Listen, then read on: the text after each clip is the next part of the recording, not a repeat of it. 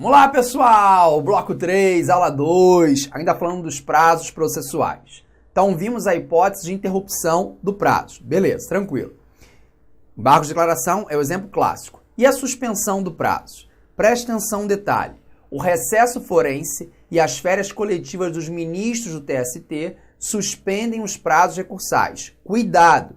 Quem tem férias coletivas... Eu falei férias forenses? Acho que não lembro, né? Não, recesso forense, beleza. Férias coletivas quem tem é só ministro do TST, não é juiz de TRT. E o feriado forense, o recesso forense, vai de quando? De 20 de dezembro a 6 de janeiro. Olha aqui, essa mesma súmula, súmula 262, você separou aí no item 2. O recesso forense e as férias coletivas dos ministros do TST suspendem os prazos recursais. Muito bem. Agora você vai aprender mesmo a fazer a contagem do prazo e nunca mais vai errar isso. Então vamos imaginar que a sentença tenha sido publicada, ou seja, no dia 18 do 12. 18 do 12 foi publicada, 18 do 12, então nessa sentença aqui foi o dia do susto. Beleza, foi o dia do susto. Da sentença cabe RO e o prazo é de 8 dias. Muito bem. 18 do 12, vamos imaginar que seja uma quinta-feira. E o 19 do 12, a sexta, é um dia útil normal. Então, esse aqui é o início do prazo. É o dia do susto. Então, dia 19 do 12 seria o primeiro dia do prazo recursal do recurso ordinário. 19 do 12, primeiro dia do prazo recursal. Acontece que de 20 de dezembro a 6 de janeiro é o recesso forense. É o recesso forense. E o recesso forense suspende a contagem dos prazos recursais. Até aqui tranquilo. Acontece, vamos imaginar, que 7 de janeiro seja uma segunda-feira. E se o recesso forense suspende a contagem dos prazos, aqui está, de 20 do 12 a 6 de janeiro, eu tenho a suspensão do prazo. O primeiro dia lá do dia 19 está valendo. Então, na segunda-feira, 7 de janeiro, é o segundo dia do prazo recursal. Maravilha. Aí eu continuo. 8 de janeiro é uma terça-feira e é o terceiro dia do prazo recursal. Vambora, não para. 9 de janeiro é quarta-feira e é o quarto dia do prazo recursal. 10 de janeiro é quinta-feira e é o quinto dia do prazo recursal. Vai comigo, vem comigo, acompanha aí. 11 de janeiro é uma sexta-feira e é o sexto dia do prazo recursal. 12 de janeiro é sábado. Conta. Eu não começo nem termino a contagem de um prazo processual em sábado, domingo ou feriado. Mas uma vez disparado, é o caso aqui, ele conta normalmente, porque os prazos são contínuos e irreleváveis. Contínuos e irreleváveis. Atente-se bem a isso. Então, dia 12 de janeiro é sábado. Já coloquei o sábado aqui, perdão. É o sétimo dia do prazo. 13 de janeiro. Opa, cadê a nossa borrachinha?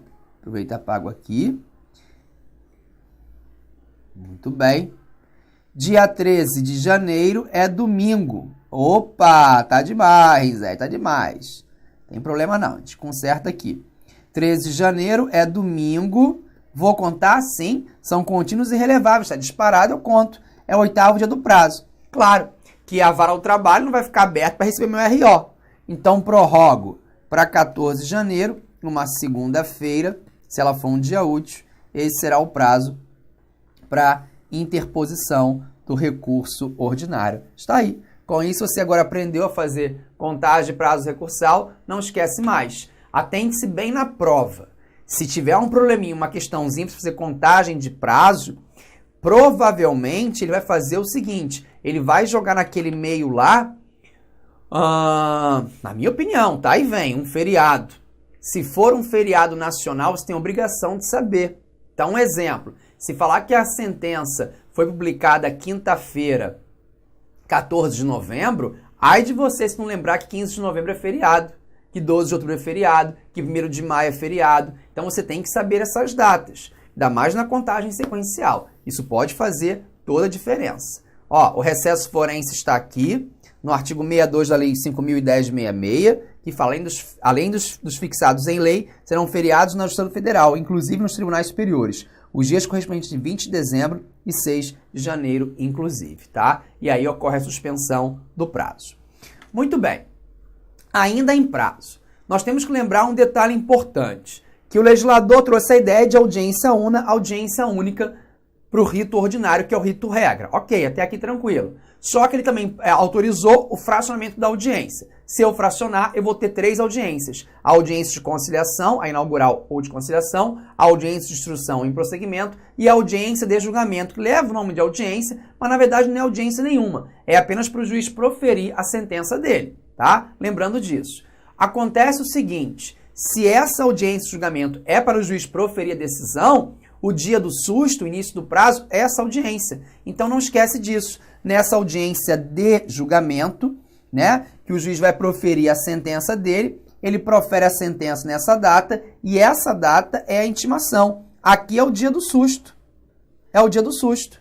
Então, o dia útil seguinte já é o primeiro dia do meu prazo recursal. Então, o efeito aqui é muito claro. O efeito vai ser de cara a esse. No mesmo dia, acontece essa comunicação, essa publicação. Olha aqui o artigo 852 da CLT.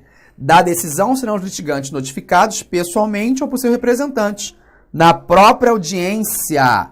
Na própria audiência. Pode parar aqui. Então, a própria audiência de julgamento, para o juiz proferir a decisão, a sentença, é o dia do susto. Então, acontece isso. Então, preste atenção num detalhe interessante. E se as partes não comparecerem a essa audiência de julgamento? Qual é o efeito? Não tem efeito nenhum. Se as partes não comparecerem a essa audiência de julgamento, em que o juiz profere a sentença, tem que lembrar, tem que saber que é nessa audiência que é o dia do susto. Nessa audiência é o início do prazo e o dia útil seguinte vai começar a contagem do prazo. Súmula 197 do TST dispõe assim. O prazo para recurso da parte que intimada, que está intimada, colocar o amarelinho, que intimada não comparecer à audiência em prosseguimento para a aprovação da sentença, conta-se da sua publicação. Então, o efeito é esse, o efeito é claro. Publicou a sentença nesse momento. Esse é o dia do susto. Renzete, você falou que seria um prazo impróprio o juiz, não é? Sim, é um prazo impróprio. O que vai acontecer se o juiz designar a audiência de julgamento e ele não proferir ou não juntar a sentença? Acontece o quê? Acontece que você vai ter aí uma obrigaçãozinha. Qual é a sua? Julgou para você a obrigação, né? Você tem que retornar à secretaria da vara em 48 horas e observar se o juiz juntou. Então, nas próximas 48 horas, você volta e fala, e aí, o juiz juntou? Não, volta mais tarde que ele foi almoçar. E aí, o juiz juntou? É assim que funciona. Se o juiz não juntar em 48 horas, você não é intimado nessas 48 horas, tem que ficar voltando lá mesmo. Se o juiz não juntar a sentença, a decisão nas 48 horas, aí você pode ir para sua casinha aguardar a intimação. Aí você será intimado da sentença. Isso está na súmula 30 do TST. Acompanha comigo. Quando não juntado a ata ao processo, em 48 horas, aí está o prazo, contadas da audiência de julgamento, o prazo para recurso será contado da data em que a parte receber a intimação da sentença. Então, aí a parte será intimada da sentença. Vai, de fato, ficar aguardando e esperando.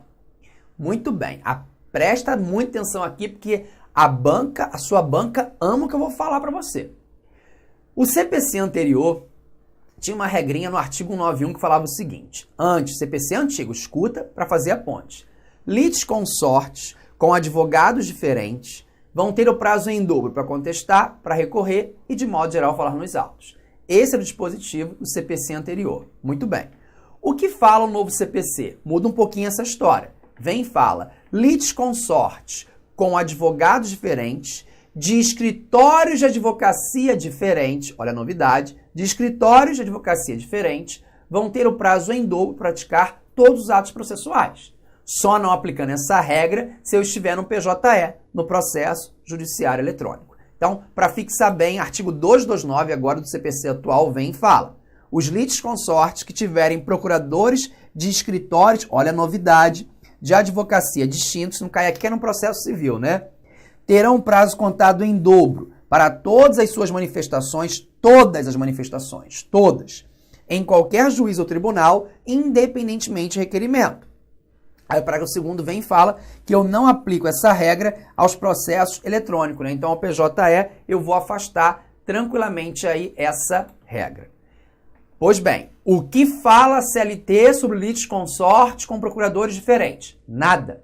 Nada. A CLT não traça nenhuma linha sobre litisconsorte com procuradores diferentes. Neste caso, tem uma omissão. Vou aplicar o CPC? Não. Não vou aplicar o CPC porque, apesar de fato existir uma omissão, não existe uma compatibilidade. Essa regra ela não é compatível ao processo de trabalho. Logo, no processo de trabalho litisconsorte com procuradores diferentes, de escritórios diferentes, terão um prazo comum, simples, para praticar todos os atos processuais. OJ 310, ela vem na sua prova, da SDI 1 do TST, acompanhe. Inaplicável ao processo de trabalho as normas contidas no artigo 229 caput, parágrafos 1º e 2º do CPC de 2015, em razão de incompatibilidade com a celeridade que lhe é inerente, né? A celeridade aí que pega todo o processo do trabalho. Então, fiquem bem atentos em relação a isso, ok? Não aplico. Pois bem, o CPC de 73 agora abre o olhão para novidade. Ele dizia assim no artigo 188, computar-se-á em quádruplo o prazo para contestar e em dobro para recorrer, quando a parte for a Fazenda Pública ou Ministério Público. CPC anterior, prazo em quádruplo para contestar e em dobro para recorrer, quando a parte for a Fazenda Pública ou o Ministério Público. E o novo CPC, o que fala? Fala assim, ó, no artigo 180. O Ministério Público gozará de prazo em dobro para manifestar-se nos autos, que terá início a partir da sua intimação pessoal nos termos do artigo 183, parágrafo 1º. O novo CPC acabou com prazo em quádruplo, Renzetti. Isso aí, o novo CPC, o CPC de 2015, que vai bombar na sua prova, ele acaba com prazo em quádruplo. Então, a nova redação agora do artigo 180, bem fala que o Ministério Público terá o prazo em dobro para praticar os atos processuais. Então, e a União? Vai ter também a União, os Estados e a Fazenda? Aí quem diz é o artigo 183. A União, os Estados, DF, municípios, autarquias e fundações de direito público gozarão de prazo em dobro para todas as suas manifestações processuais, cuja contagem terá início a partir da intimação pessoal, a mesma coisa. Então, de fato, o CPC acabou com o prazo em quádruplo. Então, agora a União, os Estados, DF, municípios, autarquias e fundações públicas e o Ministério Público do Trabalho, que é o nosso aqui, vai ter o prazo em dobro para praticar todos os atos processuais. Acabou, então, o prazo em quádruplo, né, para a Fazenda Pública.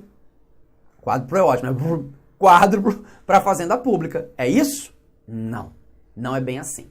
Porque o prazo em quádruplo para a Fazenda Pública não precisa do CPC.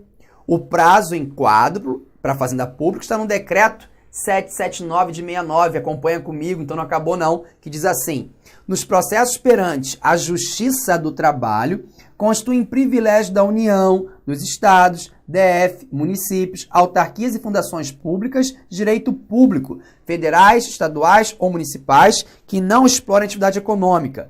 O quádruplo, aqui está, do prazo fixado no artigo 841, infine da consolidação. Prazo em quádruplo para contestar. E o prazo em dobro para o recurso. Então, repetindo, o novo CPC é verdade, ele encerra com prazo em quádruplo. De acordo com o novo CPC, a Fazenda Pública, a União, os Estados, DF, municípios, autarquias e fundações públicas e o Ministério Público vão ter o prazo em dobro para praticar todos os atos processuais. Mas o decreto 779 de 69, anterior ao CPC de 73 mesmo, diz que o prazo da Fazenda Pública é em quádruplo para contestar e dobro para recorrer. Fique bem esperto em relação a isso, tá bom? Agora, as novidades vêm aqui para Defensoria Pública, né? Então, o artigo 186 do CPC de 2015 vem falar agora que a Defensoria Pública vai gozar do prazo em dobro para todas as suas manifestações processuais. Então, Defensoria Pública vai ter a dobra aí do prazo para todas as manifestações, todas. Mesma ideia aqui. Tudo bem? Tranquilo? Cuidado com um detalhe. O correio não é Fazenda Pública, Renzetti. Não é. Correio não é Fazenda Pública, eu sei. Correio é pessoa jurídica de direito privado. Você não pensou isso? Pensou. Mas o Correio tem prerrogativa de fazenda pública. Então, por ter prerrogativa de fazenda pública, você vai aplicar a mesma regrinha de prazo em quádruplo para contestar e dobro para recorrer. Artigo 12 do Decreto 509 de 69, que fala o seguinte: a empresa de Correios e Telégrafos gozará de isenção de direitos de importação de materiais e equipamentos destinados aos seus serviços dos privilégios concedidos à fazenda pública. Aqui está, ó, Correio tem os privilégios concedidos à fazenda pública, quer em relação à imunidade tributária, direta ou indireta, impenhorabilidade de seus bens, rendas e serviços, quer no concernente a foro, prazos e custas processuais. Então, vou aplicar para os Correios a mesma regra de prazos processuais que eu aplico claramente aí, você viu no material, para a fazenda pública. Prazo em quadro para contestar, dou para recorrer. Lembrando que esse prazo para contestar aqui no processo de trabalho, vale a pena a gente parar e falar isso aqui um minutinho, você sabe que lá no processo civil você tem um prazo para contestar. Beleza. No processo de trabalho não existe prazo para contestar. Então, alguns dizem, o prazo, a contestação é feita na audiência oral em 20 minutos. Tá certo. Mas a doutrina majoritária, hoje vem sendo o entendimento que esse prazo para contestar é o prazo que você tem de 5 dias para preparar a defesa. São aqueles 5 dias. Entre a notificação e a audiência tem que ter um interregno de no mínimo 5 dias. Então, esses 5 dias, repito, seria aí de fato o prazo para você contestar aqui no processo de trabalho. Tá bom? Fiquem bem espertos em relação a isso, porque por ser em quádruplo, e se ele jogar aqui a União, os estados na prova, você tem que lembrar que o prazo vai ser de 20 dias, porque é quádruplo. Então, recapitulando, para fechar isso aqui, esse ponto é importante, preocupado com ele em prova, tá? O novo CPC acabou com prazo em quádruplo para o Ministério Público, e para a Fazenda Pública eu tenho já a regrinha própria. Então não há que se falar aí em nada de errado. Fechado? Se cair isso na sua prova, você promete para mim que você não vai errar? Promete? E eu posso então dormir sossegado, que você prestou atenção? Mesmo? Então tá. Vou acreditar em você, viu? Se você me decepcionar, eu vou ficar muito triste. Vou ficar sem dormir, vou ficar chateado. Não, Renzete, eu não vou te decepcionar. Então tá bom. Então eu acredito de verdade que você não vai me decepcionar. Fechado? Muito bem. Vamos então seguir e vamos falar agora dos outros pontos que são muito importantes para a nossa prova. A gente está seguindo, né? A nossa ideia aqui é fazer mesmo ponto a ponto. Então a gente vai caminhar aqui. Vamos falar agora sobre o quê? Vamos falar um pouquinho sobre a audiência no processo de trabalho. Então, anota aí no seu cadernão aí, audiências. Bom, falar o que sobre a audiência? Primeiro, falar que a audiência trabalhista é um ato solene. Quase tudo, ou tudo, se acontece numa audiência trabalhista. São realizados aqui diversos atos. A conciliação, a tentativa de conciliação, claro, a instrução, e também se realiza o julgamento, que é a sentença, que é o que a gente quer, é o provimento jurisdicional. Bom, e qual é a regra para a audiência? A audiência é pública? Qual é o horário? Tem que decorar isso. Vamos lá direto para o artigo 813 da CLT. As audiências dos órgãos da Justiça do Trabalho serão públicas. Publicidade na audiência. E realizar-se-ão na sede do juízo ou tribunal em dias úteis, previamente fixados entre 8 e 18 horas, não podendo ultrapassar 5 horas seguidas, salvo se for matéria urgente. Regra, publicidade das audiências. As audiências acontecem com as portas abertas. Estava fechada? Abre, com porta aberta e entra. É assim que funciona. Em dias úteis, em local previamente fixado, que é a sede do juízo. Quer continuar assistindo essa videoaula? Aliás, você quer fazer o nosso curso aí, super competitivo, aqui no Lá Concurso? Então convido vocês a acessarem o nosso site, laconcurso.com.br. Lá nós temos uma preparação top de linha para o concurso do TRT 24. TRT 24, Tribunal Regional do Trabalho de Mato Grosso do Sul. Concurso esse que edital já está na praça, está publicado. A data da prova é no dia 26 de março, tá? 26 de março de 2017. Galera, papo reto com vocês. Esse nosso curso não é um curso qualquer, tá? Esse é um curso altamente competitivo. Você pode pesquisar, você pode procurar o trabalho dos nossos grandes professores na internet e você vai chegar à conclusão seguinte, que aqui no LAC Concursos é o melhor custo-benefício do mercado. Nós aqui do LAC, nós temos 3 cursos para o TRT 24. Primeiro, o curso de analista judiciário, área administrativa, tá? Um curso altamente competitivo, porque o professor Luiz Antônio é professor de administração e aquela parte de conhecimentos específicos na área de administração pública, vocês podem ter certeza que o professor vai fazer uma grande preparação para vocês gabaritarem. O curso de técnico, tá? O curso de técnico nós temos como grande professor o professor Rogério Renzetti, de trabalho e processo do trabalho, que vai gerar um grande diferencial competitivo para a galera. Tá certo, meus amigos? Ó, detalhe, 10 de 25 cada um dos cursos, ou se você quiser os dois, o combo aí por apenas 10 mensalidades de R$ 32,00, um curso completaço. Tá certo, meus amigos? Ó, detalhe, você quer aí esse PowerPoint, você quer esse material do professor? Acesse nosso site, tem um link aqui embaixo aqui que você pode fazer o download gratuitamente desse material. Um forte abraço, espero vocês. Tchau, tchau. Clique lá